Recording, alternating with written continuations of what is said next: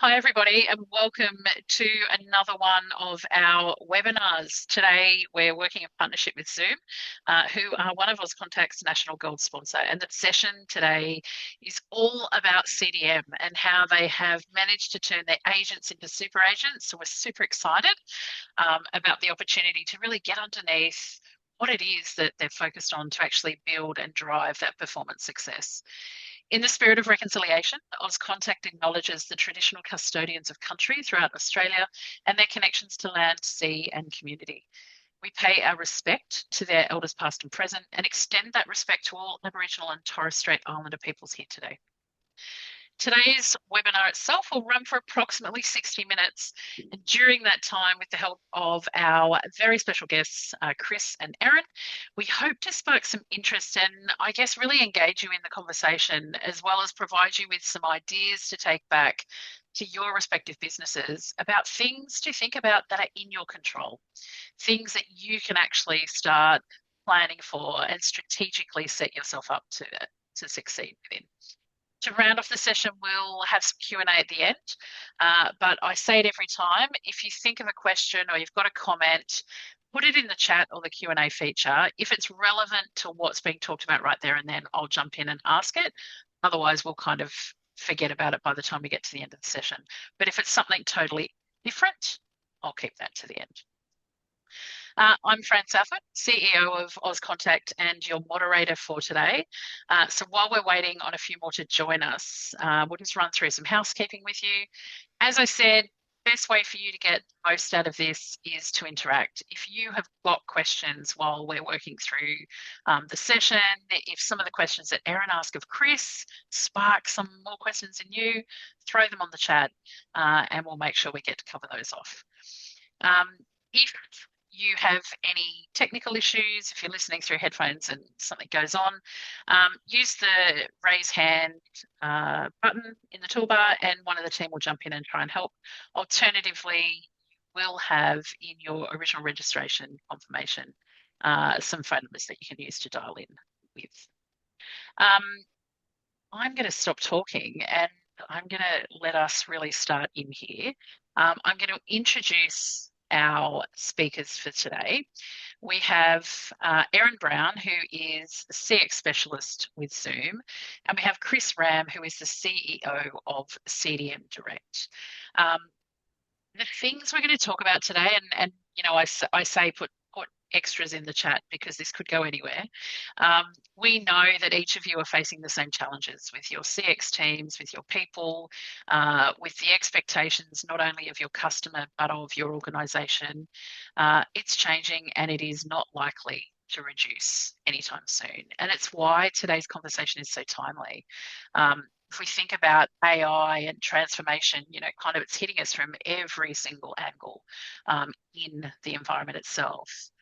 But it's not often you get to hear and learn from someone who is actually in the midst of it, solving the challenges, and who's going to actually share with us a whole lot of information about their contact center operations. So super excited, Kris, to have you joining us today, and really appreciate the opportunity to not just learn from you, but hear some of that warts and all, which, you know, we know we're all grappling with really similar problems, and the opportunity to kind of hear how you've navigated it with your team, what's worked really well, some of the challenges you face with your multiple customers.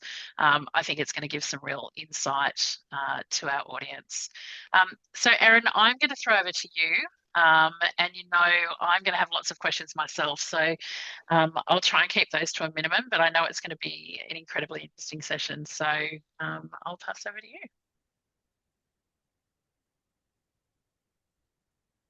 Oh, I think we might have lost Erin.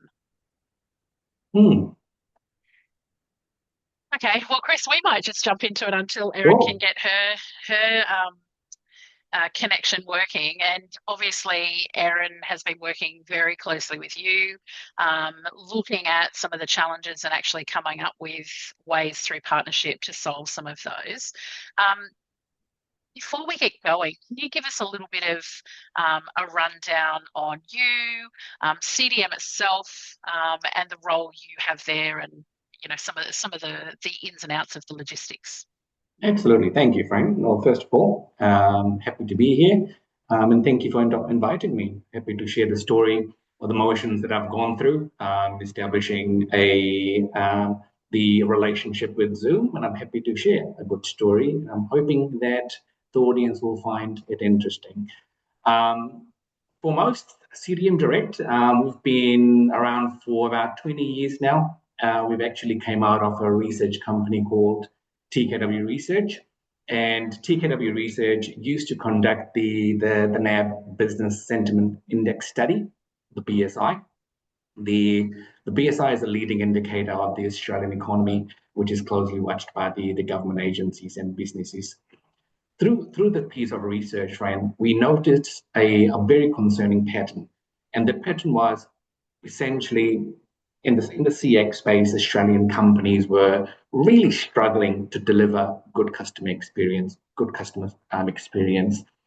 And these issues sort of fragmented from labor cost going up, the inability to operate a consistent team in the customer experience staff, so finding and retaining agents, and technology seems to be a mess essentially. So the usual headaches of operating a call center.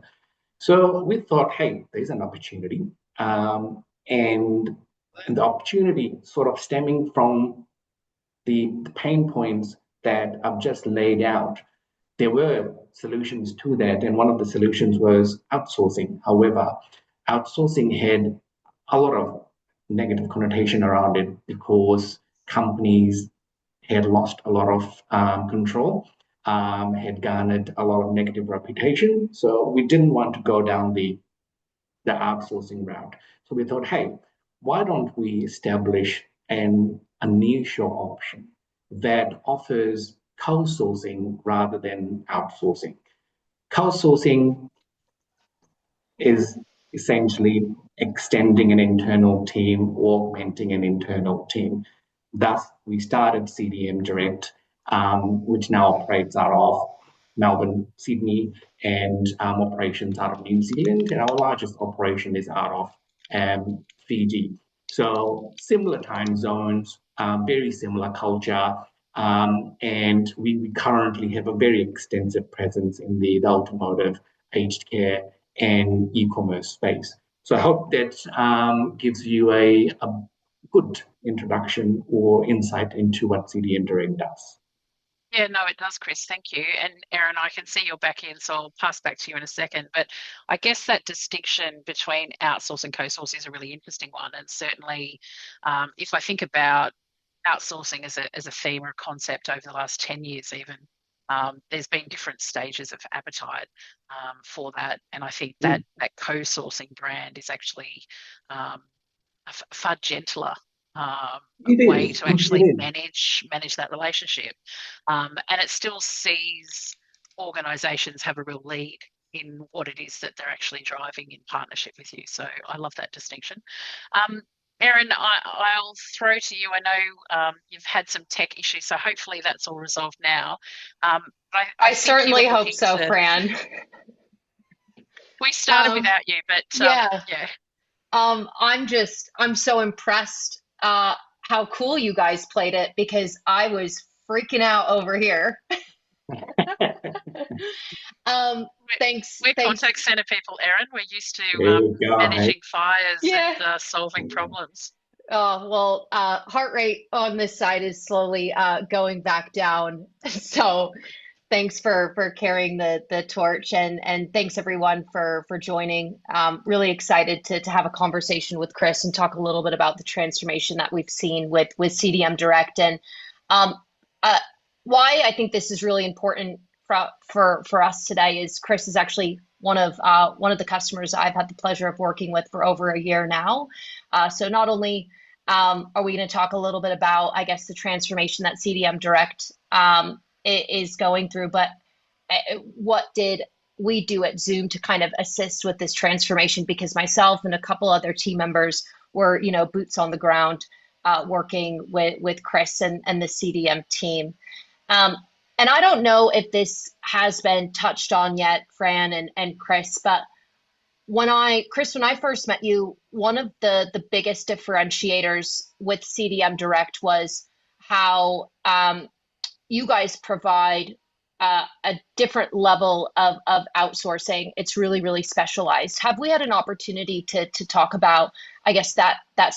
specialization Mm. that you guys provide? Because I think it actually is relevant to the direction of where we're going to go today. Now we definitely have, Erin, a friend provided me the opportunity, so we have, yes. Awesome. Okay. Very good. Um, so let's maybe talk a little bit about, I guess, the challenges that kind of led you guys to go on this transformation, Kris. So when embarking, I guess, on this journey, what was fundamentally, broken? Like everyone kind of talks a little bit about how their tech stack was a bit, older, things were getting redundant, end of life. Would really just love to, I guess, unpick what started you guys on this transformation journey. Yeah, absolutely. Thank you. And look, just going back on the co-sourcing model, which we started off, many years ago, which was a hit really. So the model was solid. We had great people and have great people with got subject matter experts essentially operating the entire framework and the separate nuances to the business. However, we felt as a business our technology was really holding us back, and I'm talking about our telephony here, contact center platform. So if I was to give you an insight into where we've come from and essentially or the pain points which we're battling, picture a telephony platform with the channels, got the voice, got the written channels, and the knowledge base essentially siloed, separate to each other. It's essentially having separate rooms in operating a team, and rooms are essentially blacked out, and nobody's able to interact with the team in the other room, which doesn't make any sense. And and beyond that, we didn't have any ability of integration of being able to pull and push information from our CCAS into a CRM system. Thus, we didn't know who was calling us. We would spend, well north of 120 seconds, couple of minutes, just to establishing who was on the phone and a Wow. customer. Customers normally are very emotional people. They don't call to say good day. If they did, our jobs will be much more interesting, but it's not any easier. So having the ability to recognize who's calling and why they're calling has been a game changer. So given the pain points which we spoke about, we stopped and said, right, we need to make a change. And we made the decision to embark on establishing a relationship with an vendor. Awesome. And could you maybe, I guess, talk like you touched on how the the different systems were fundamentally silos. I like the comparison to having, people in different rooms not being able to communicate to each other. And the result, what was the impact? Customers having to wait for your agents to identify who they are. They're having to kind of toggle in between multiple different systems, knowledge-based articles, different CRM systems, depending on who the client is that you guys are servicing. Um, if we're talking about, I guess, what has been the impact for your clients since introducing, I guess, some of these different AI capabilities for your agents, exposing your customers to that as well? What has that impact been? Yeah, look, the goalpost which we run towards in any customer experience game is resolution. When a customer calls in the email and they're chatting to you on live chat, we try our level best in getting to the resolution as quick as we can rather, so they're able to get off the phone very quickly. Before Zoom, given the fact that the silos, um, the knowledge base essentially was non-existent, we had our people to be able to service the customers on the phone. They would need to go onto manual FAQ sheets, let's call it, Mm, repository. Sometimes they'll have the ability to go and control F and look for information, which chewed up a lot of time. So you're essentially having a customer waiting on the phone for the agents essentially to go and find the different information they were looking for, really depending on the campaign and the sector which they're operating within. Having the ability or the flavors of AI, we're able to use the AI expert assist functionality to be able to retrieve information much more quickly. And we'll go and delve into what that looks like a little later. However, to answer your question, the average handling time, meaning the productivity, is much more sharper with the functionalities using AI than it used to be. Absolutely. And I guess maybe going back to the before the transformation project, Kris, what was that you've just established, some of the challenges that the customers and your agents were going through, but what about the clients that you service? Were they impacted by this friction? I'd love for you to kind of elaborate, what your clients were going through as well. Yeah, absolutely. Again, CDM Direct, we've sort of positioned ourselves when we initiate a relationship with the client.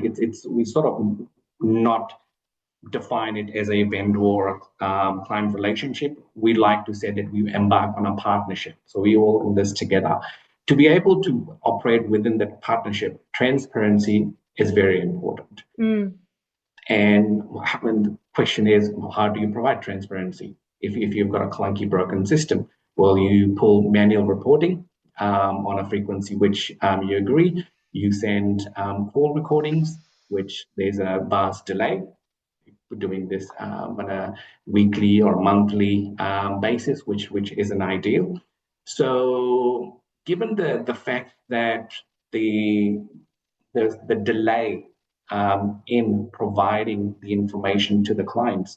And the reporting really came in a form of a PDF or an Excel sheet, right? They didn't have the ability to go into the platform where we curate or handle their customers to be able to pull reporting lifetime.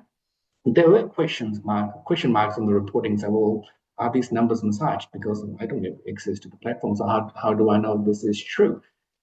Given that we're able to provide information to them on a real-time basis, rather than them having the ability to access the information on a real-time basis, has really been a game changer for them as well.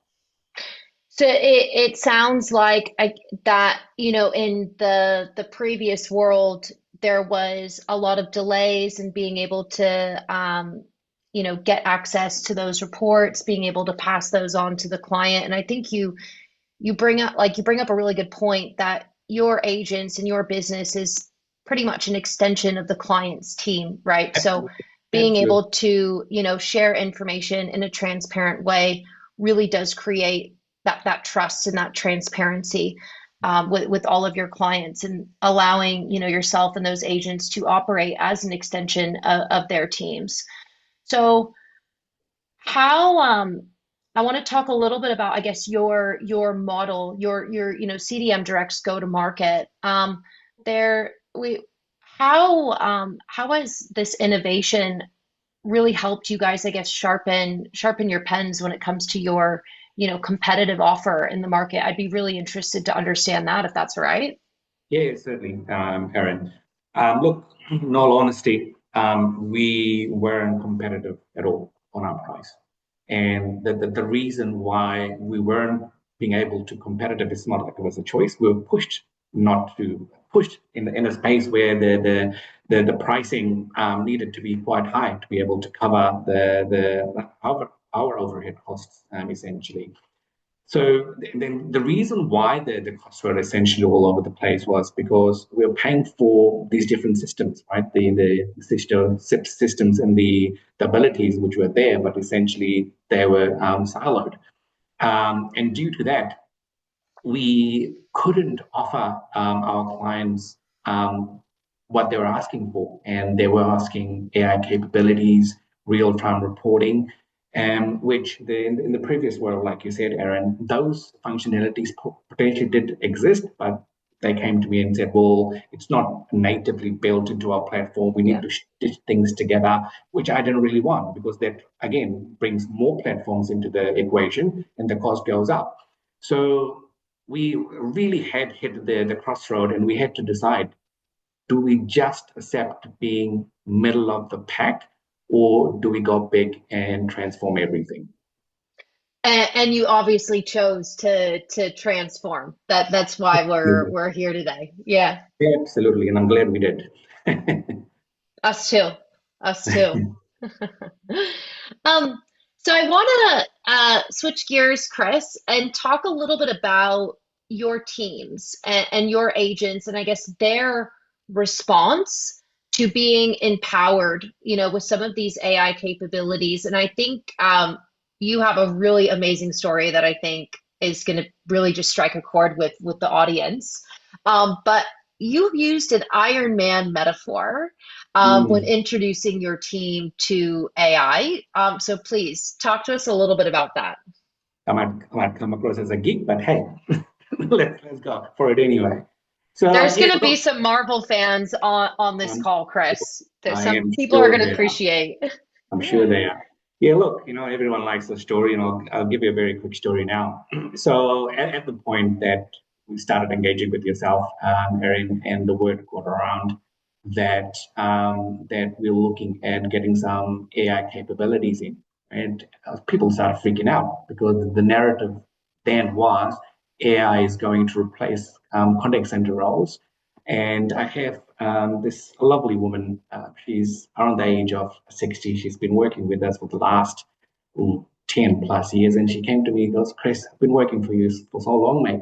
Is it time for me to hang my boots up? Because AI is going to be sitting on my seat. So I said, well, if that's a problem, I really wanted to make the intent behind me going down the AI route clear to all of my teams. I call a town hall meeting, got everyone in the boardroom or on the screen as they were. And while we were talking, I essentially pulled up an image of the Iron Man, like full superhero mode. And I said, look, team, when Tony Stark puts on that suit, does it replace him? No, right? It makes him capable of doing some very incredible things, punching hole through the walls, flying about, doing all kind of crazy things, right? And that's what we're doing here. I am working on putting you inside the Iron Man suit so you become the superhero. I love That, that so much. What yeah. was their reaction? Oh, some of them say this guy's going loopy. But I'm hoping that's not true. They've definitely seen the results, and I've seen that people, that there was obviously some fear around it, absolutely. But once the team started using the functionalities, that the AI functionalities that we put as a reinforcement to liberate them rather than replace them, they started coming. Some people came to myself, some people went to their direct managers, and they're saying, shit, this is making my life much easier. There's less stress, fewer mistakes. So they could focus on helping people instead of wrestling with systems. I've got a bung wrist. I haven't been wrestling with systems, I can promise you that. But yeah, they absolutely love it. And I think that, the response from your team is uh, pretty natural in what we're seeing, in the CX space, that, there is this narrative that AI is coming to, replace agents or replace certain jobs within the contact center. Whereas, the messaging from yourself, Kris, to your teams, and the messaging, from Zoom is, let's remove friction from the agent's workload and make them be superhuman, be able to relate to the customers, be emotional, be present, because that's really what their strengths are. So I'm Absolutely. glad that, the response eventuated to being a really positive one once they started seeing, some of the benefits that it was able to provide. Um, so to help visualize for the audience, what are some of the, I guess, examples or AI capabilities that the agents are experiencing, so we can help kind of tell a bit of a story for the audience today? Yeah, absolutely. And I'll talk to two different lenses, from the agent lens, of course, and from a customer, the client's lens as well. From the agent's lens, we spoke about the time which we spent in the previous world, when we didn't really have any AI functionalities or integrations. Everything lived in silos. The fact that it was taking us around 2 minutes to collect data, right? Now, with the AI functionalities that we have sort of sprinkled at the IVR level, by the time the agent picks up the call, the AI is able to grab or capture some of the information, such as the caller's details, Mm, the nature of the inquiry, and a few other things, before they speak with the human agent. So this is all done within the IVR phase. I'm not saying that we don't confirm those details. We do, but that only takes around 10 to 20 seconds, really. So we've gone from 2 minutes within the handling time where we used to provide resolution. It's gone down to 20 seconds, right? So the agents essentially confirm the details and jump straight into what they really should be doing, is helping the customers out. yeah. And that's a massive impact in terms of productivity and efficiency, but you're also creating a bit more of a personalized experience for that customer, right? So Absolutely. the when the agent is connected to the customer, the agent is empowered with the who and the why, and they really just need to validate the who and the why. And I would imagine that that's creating, better experiences for those customers as well. Precisely. And then going beyond that, and still Yeah. staying on the agents, the knowledge support, the AI expert assist, in Zoom lingo. So our agents essentially handle all kinds of complex stuff, insurance claims. We do roadside assist for many different brands, in Australia and, now in New Zealand as well. Mm. We provide technical support, for some very complex coffee machines. We answer questions that may be related to the ACL. This is a whole raft of things we do. The Zoom AI expert assist literally listens in to the conversations real time, and essentially guides the agent in terms of pulling the appropriate article or the product reference for the agents to talk to, rather than in the previous world going and controlling effing, or going through the different pages of FAQ sheet to find the information, which again we've seen, in one of the work which we do in roadside assist. We've seen a reduction of around 4 to 5 minutes in some cases, where the AI expert assist is helping the average handling time, right? Good segue to then go into looking at it from a client's perspective. Bring the average handling time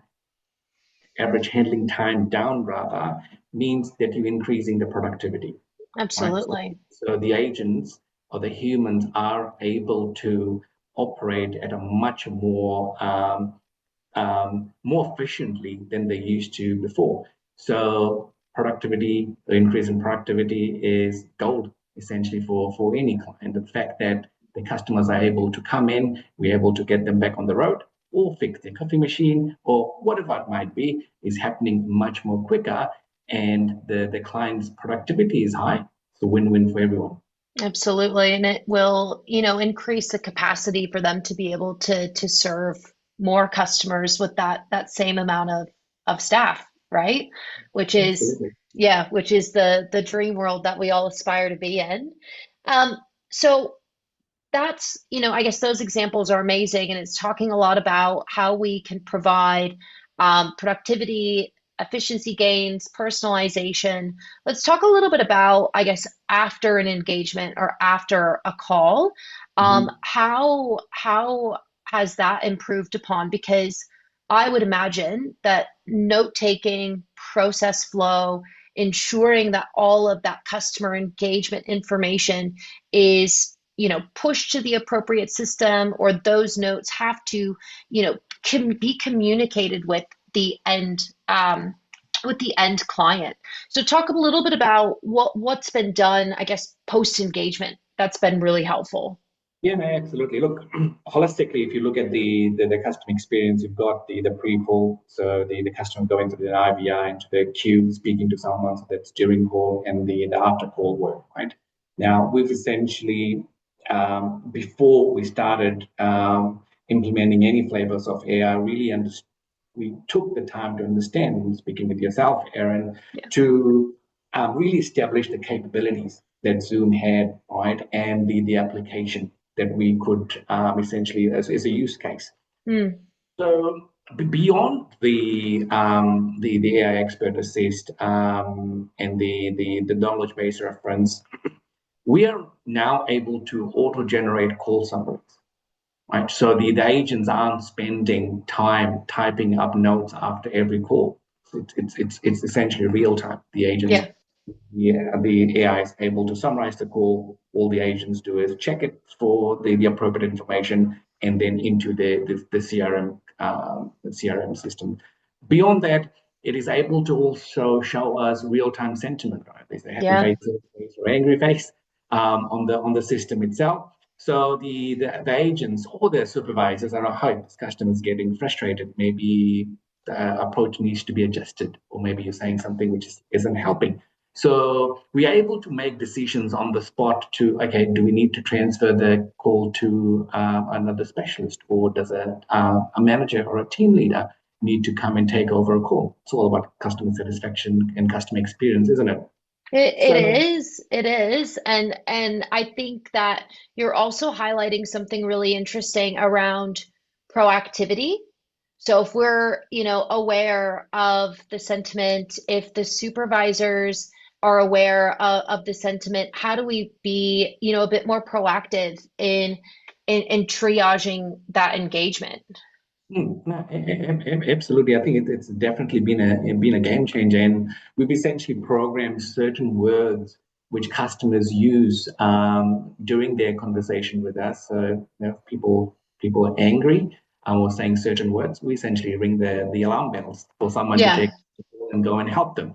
So it's been game changer for us, really. And all of these functionalities that I've essentially spoken to you about, we've seen a 30% reduction in average handling time in wow. electrical campaigns that we've done, which is absolutely incredible for us. But the key is we're not rushing people off the phone. That's not what we want to do, right? We're just removing all of the friction and the admin work so the agents can focus on the human stuff, the human element, right? Absolutely.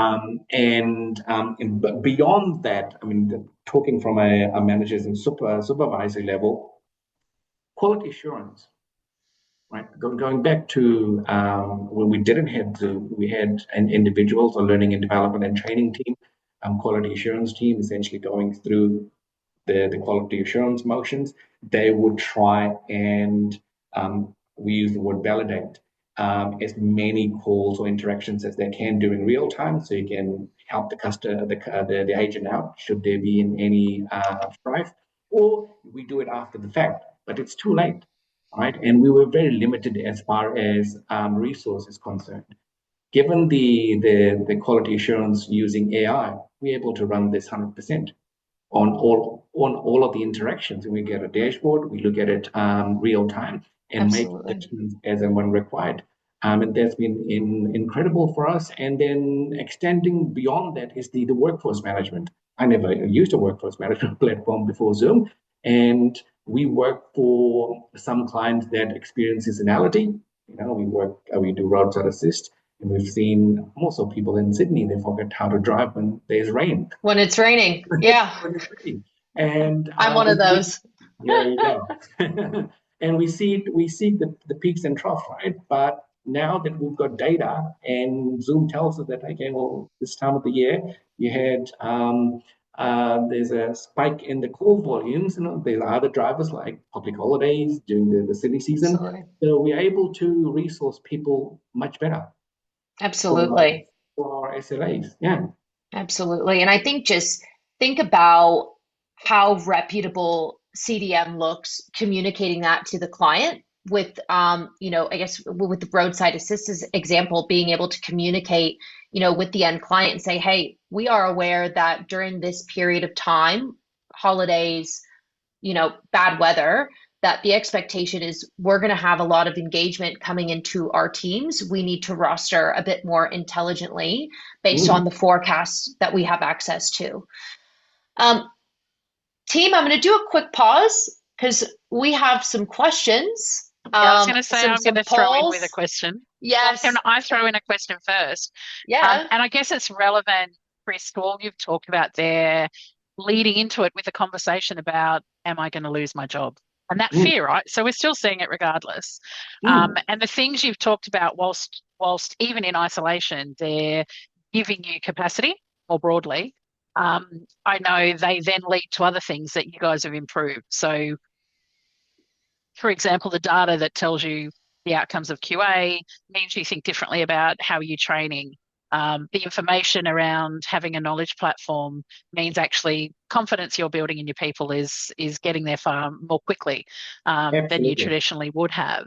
So you're obviously now got these, real operational, implementations kind of done. You're seeing great results. Your people are feeling the great results. The question here is really around, that conversation we have at the beginning when we tell teams AI won't affect their jobs. It does affect them. But how do we ensure that we're not oversimplifying that message? Because again, we all recognize the reality of a commercial environment. You talked about it yourself. You've got to be competitive. You've got to create that opportunity. I know some organizations I've spoken to have said what they've gained through that capacity is the ability to actually, number one, do more work. So, we all know we don't answer every call. So suddenly actually there are interactions they're no longer missing. Yeah. But equally, it allows them to use the data to then source more customers or think differently about other streams. With your examples, again, you've talked about some amazing efficiency gains. How it influences your workforce planning. What's your approach to staying transparent while managing that change responsibly? So it's a fantastic question, whoever's asked that one. Because again, it's about keeping that communication going, isn't it? And that narrative about we've now done this, it's giving us this, and now our next step is X, Y, Z. How do you handle that? Yeah, absolutely. But it doesn't, it's a brilliant question. It doesn't mean that we have gone and had a discussion with our agent suggesting that your life's a little bit easier now so you can pull up the gas pedal. No. All right. Now, the AI or the technology is essentially removing a friction from an administrative perspective or allowing you to do your job a little bit better than you were supposed to. However, the responsibility on you now, the agents are, given that you are now relieved of certain things that you were doing before, you now need to focus on the empathy side of things, right? Let AI technology deal with the technology friction. Now you've got space, time, breathing room to apply what humans really do is understand the issue and apply the empathy piece. So their job, and that's essentially what our team essentially measure our team on currently is how is that changing?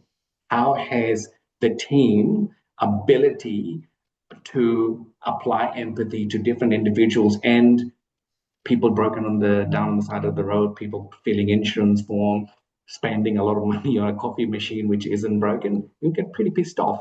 I would definitely if I didn't get a coffee in the morning. So are the agents now able to concentrate more on the empathy piece without being distracted on doing other things? I hope it answered the question. Yeah, no, I think it does. And I think, as you've referenced, you're continuously talking about this and the impact not only on your customer, but on your people. And I'm assuming it leads to different decisions that are future decisions. You might not have to recruit as many people next time, as opposed to people will lose jobs. There are different decisions that will emerge that are Yes. commercial realities for you. But again, the conversation, I'm sure, is an ongoing one. No, no, absolutely. And it's if you look at it from purely from a management lens of operating a call center, right? If I'm naughty, all right, like, oh shit, the AI is doing my job. I'm just going to relax. No, mate, you're not going to. The AI is looking over you as well. So there's quality assurance being done Mm, on 100% of the interactions which you're pushing through. So if there's any discretions, we will catch them. Yeah.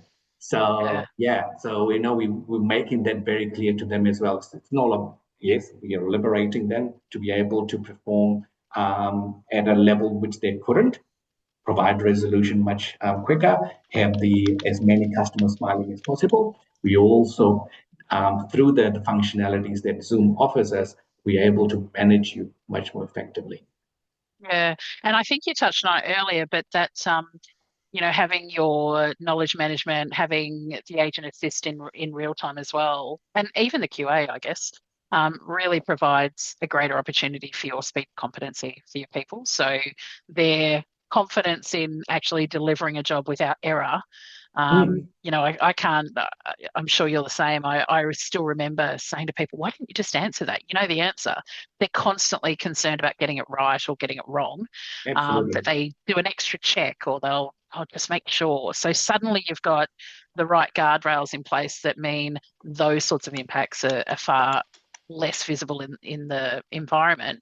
But equally, if you've got confident people, they're better at their job, right? So, Yeah, it's that absolutely. fulfilling prophecy when it comes to great results for your customer. Good to hear. Yeah, I can see absolutely. there's a poll up there, Erin. there is, and it sounds like, so for the question, how is AI currently viewed by your frontline teams? The majority of the respondents, 50%, have mixed feelings or are uncertain. And um, the second most popular answer is we haven't introduced AI yet.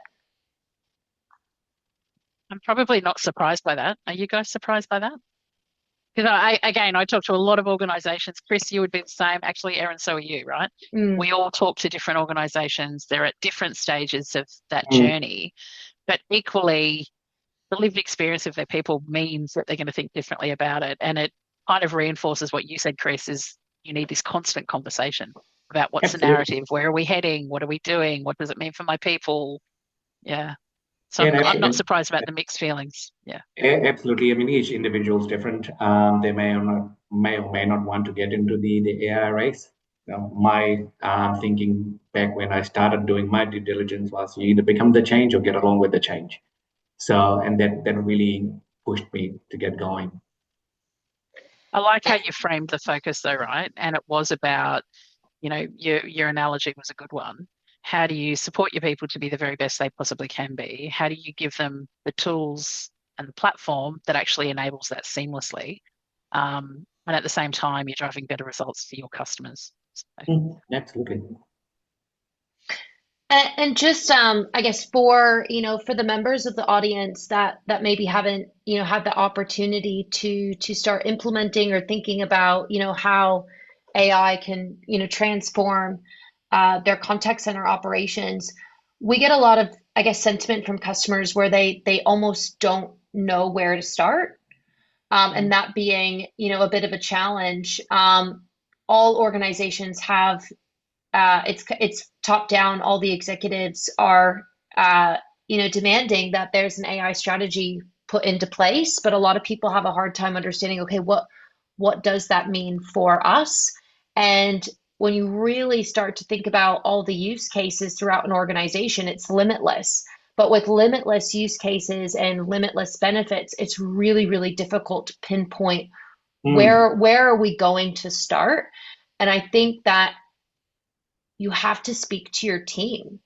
You really just have to speak to your contact center agents and go, what processes are bogging you down?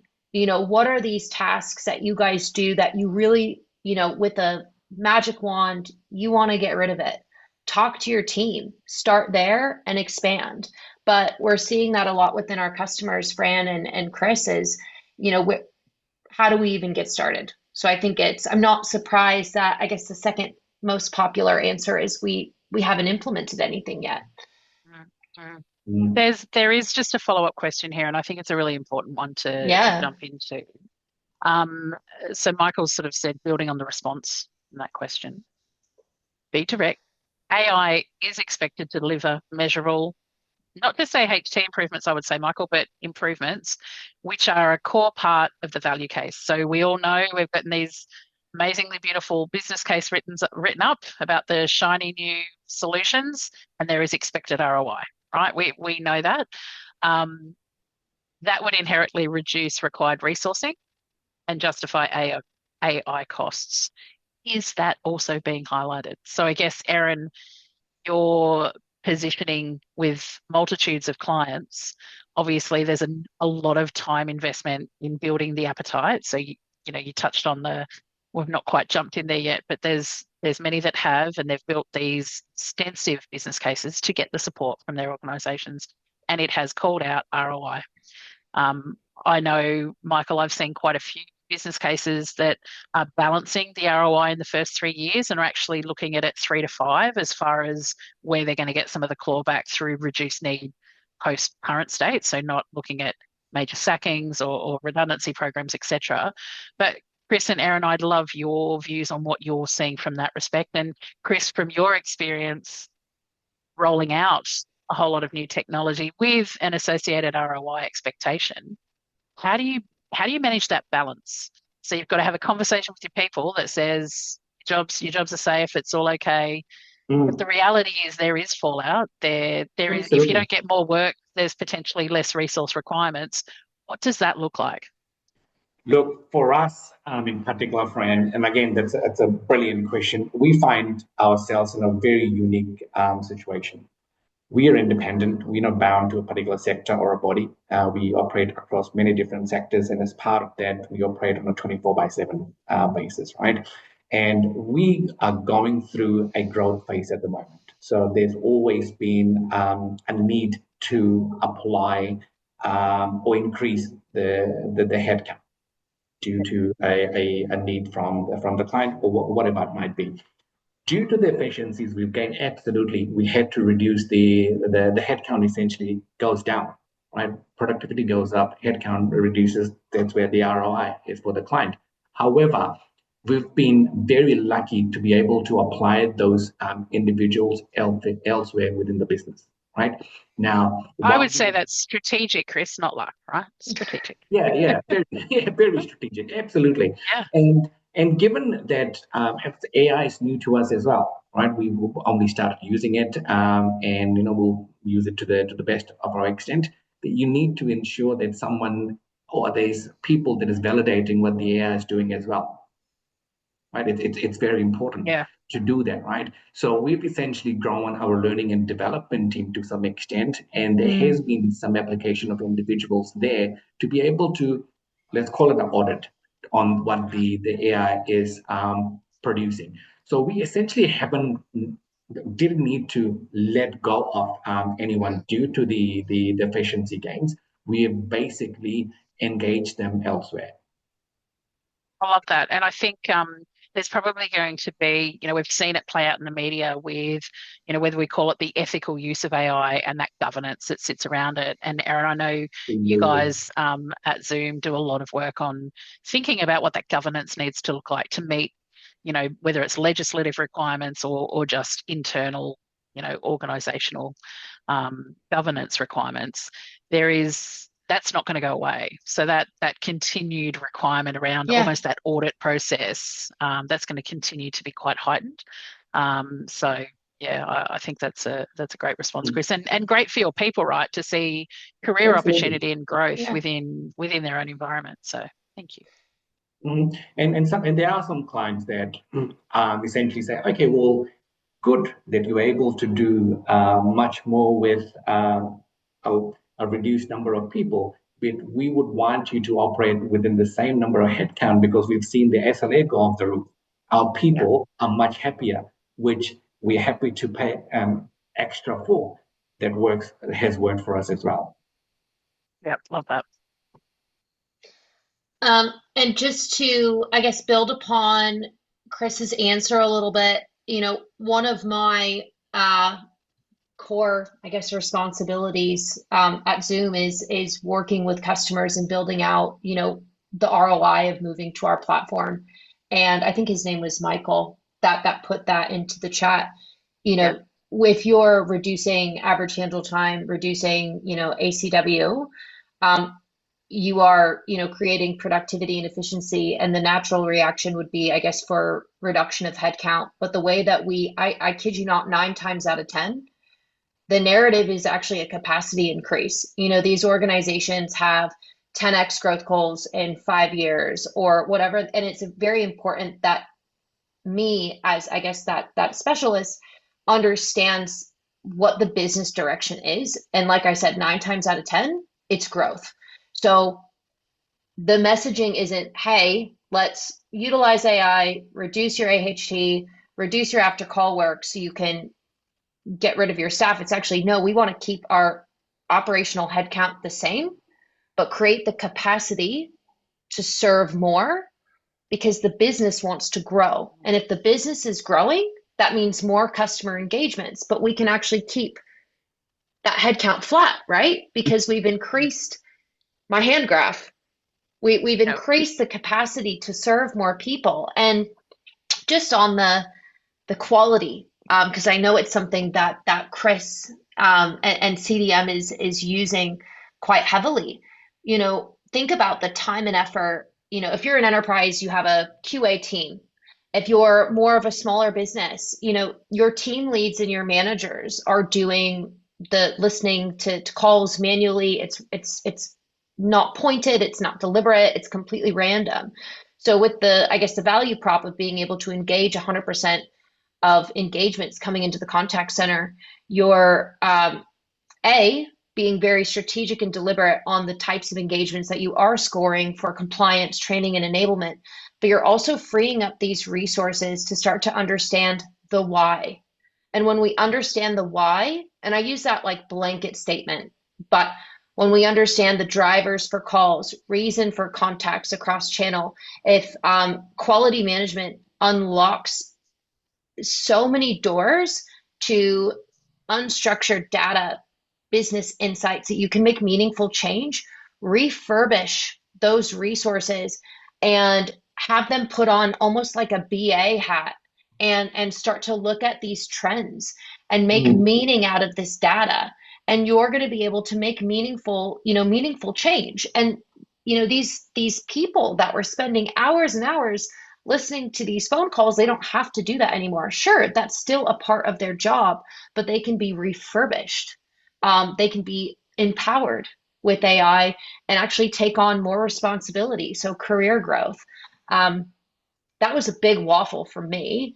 But I think it's important to call out that it doesn't have to be all doom and gloom. Like there's career opportunities in this transition as well. Absolutely. Very important. I don't know how we've done this, team, but I'm gonna skip ahead. And Kris, what's next for CDM Direct? Tell us. Well, there's so much going on for us at CDM Direct from an R&D perspective, and getting the functionalities out of Zoom. However, we will and always will work on empowering our agents. Like I said before, and we've sort of discussed it along the session, we're not looking at letting anyone go. Innovation transformation is very important to me personally. I really want to disrupt the customer experience space when it comes to efficiencies, empowering agents to be able to do their work a little bit better. And we've sort of come very recently from, due to the narrative around, oh shit, I'm going to lose my job. We've had some, it's worked as a deflector really in New Zealand, mostly. People aren't applying for call center jobs because they think they'll come in and they'll work for a few months or so and they might leave us, right? That's not the paint, the picture which we are looking at painting. I think we should all use the technology essentially to empower our agents, to encourage them to operate or work in the customer experience space. Absolutely love that. Awesome. Um, and Jess, I'm going to cue you for the final poll of today, if that's all right.